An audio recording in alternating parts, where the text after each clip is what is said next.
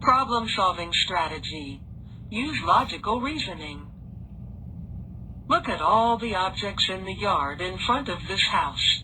What does not belong? First, we need to understand the problem. What do we need to find? What does not belong? Next, we need a plan to solve the problem. We can use logical reasoning to solve the problem. We will ask ourselves questions about the objects in the yard to find which objects do not belong. Now we can solve the problem. We decided to use logical reasoning and ask questions about the objects in the yard. If we find an object that does not belong, we will draw a circle around it. Here is a tree. Does a tree belong in the yard? Yes, because trees grow outside. What about this sink? Does a sink belong in the yard? No, so we'll draw a circle around the sink. Does a television belong in the yard? No, so we'll circle the television. Does a lawnmower belong in a yard?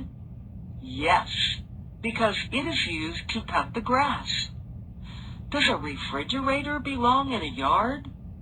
No, so we need to circle the refrigerator. Here's a flower box full of pretty flowers.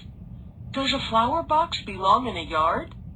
Yes, because flowers grow best when they are outside in the sun. Here is a garden hose. Does a garden hose belong in the yard?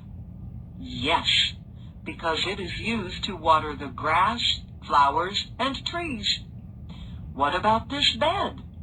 Does this bed belong in the yard? No, so we'll draw a circle around the bed.